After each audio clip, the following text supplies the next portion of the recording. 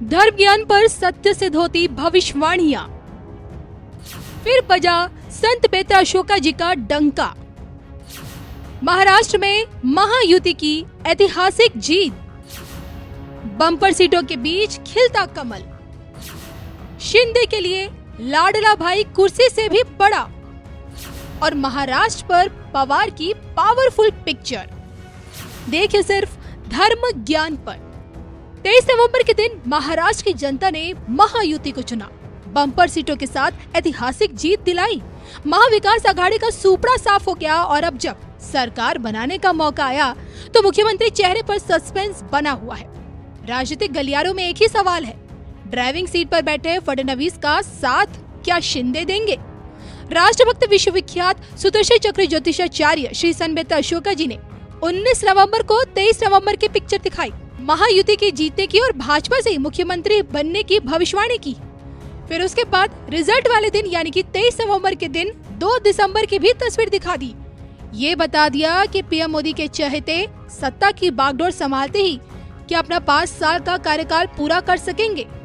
इन 2 तस्वीरों में आप भी देखिए आज महाराष्ट्र के 5 सालों की कंप्लीट पिक्चर।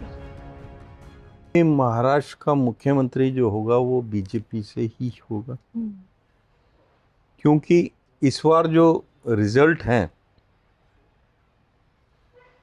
12th आवर पे समीकरणें चेंज हो चुकी हैं, टोटली चेंज हो चुकी हैं। जो आपका 51 और 49% का जो लग रहा था वो अब जो है 60-40 में आ गया। तो अगर देखा जाए तो बीजेपी और सहयोगी पार्टियां जो हैं 178 ± 8 सीट्स के आसपास लेके आ रही हैं। अगर ये 178 ± 8 के आसपास लेके आती हैं जी, तो डेफिनेटली जो है मुख्यमंत्री जो है बीजेपी का ही होगा। अगर आपका बीजेपी ने शिंदे जी को स्वीकार किया एज ए मुख्यमंत्री तो अब मेजोरिटी में अगर ये सरकार आती है 178 ± 8 सीट्स आती हैं तो डेफिनेटली इसमें जो है मुख्यमंत्री जो है वो बीजेपी का होगा। ये उन्होंने बहुत बड़ा सैक्रिफाइस किया था, बिल्कुल। और उन्होंने ये भी बोला था कि मैं गया वक्त नहीं हूँ जो लौट कर नहीं आऊँगा।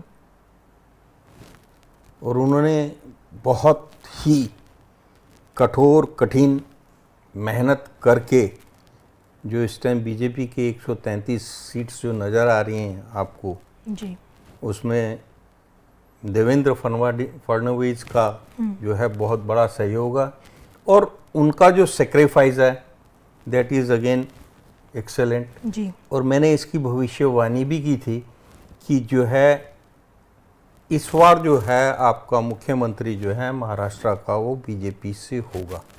और इतना बड़ा सेक्रीफाइस करने के बाद अगर कहीं बीजेपी माननीय देवेंद्र फडणवीस को इग्नोर करती है तो that will be the biggest blunder of BJP. Astrologically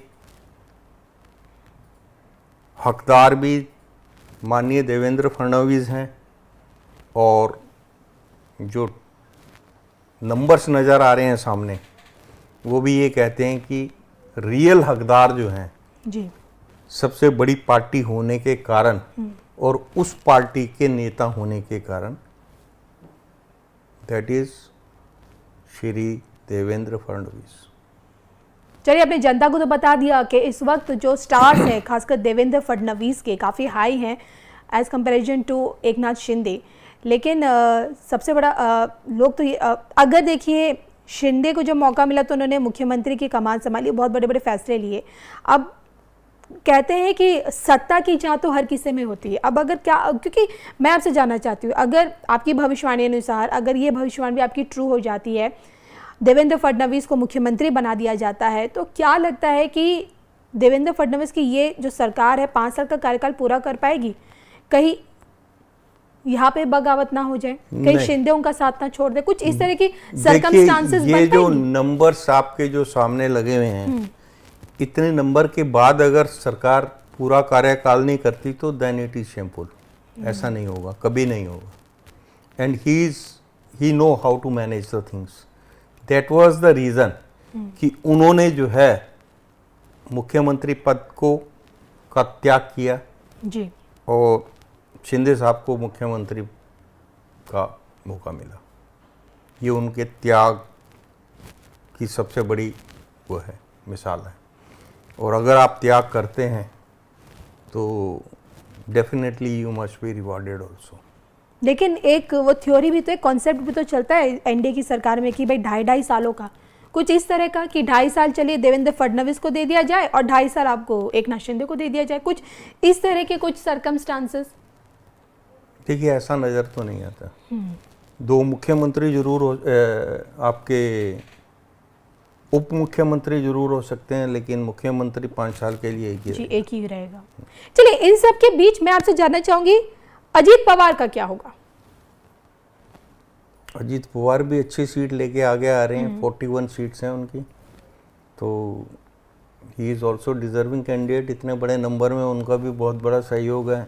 definitely he will claim for a good post and he will get, definitely उनको भी अच्छा महकमा मिलेगा जो उनकी चॉइस का होगा। बिल्कुल।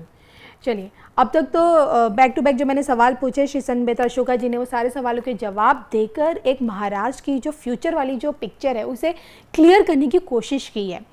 अब बात हम करेंगे कि इस पूरे महाराष्ट्र के चुनाव में वोट जिहाद का जो मसला था वो सबसे बड़ा उठा, और वोट जिहाद में आज हम बात करेंगे कि किस तरह से वोट जिहाद को टक्कर दी है योगी बाबा के अगर अब बटेंगे तो कटेंगे। तो आपको क्या लगता है कि किस तरह से बटेंगे तो कटेंगे का जो काम किया? चलिए, इसी पर हम आगे बात करेंगे और अब जानेंगे कि बटेंगे तो कटेंगे का जो फॉर्मूला था किस तरह से महाराष्ट्र में काम कर पाया, और अब महाराष्ट्र की अगली पिक्चर क्या कहती है। जी हाँ, महाराष्ट्र के मुख्यमंत्री को लेकर भी अब बहुत सारे सवाल होंगे आपके मन में। अपने तमाम यूजर्स के सवालों के जवाब हम श्री संत अशोका जी से लेंगे, दोबारा आपसे जुड़ेंगे। तब तक के लिए हमें इजाज़त दीजिए, छोटे से ब्रेक के बाद फिर से लौटते हैं। इजाज़त दीजिए, नमस्कार।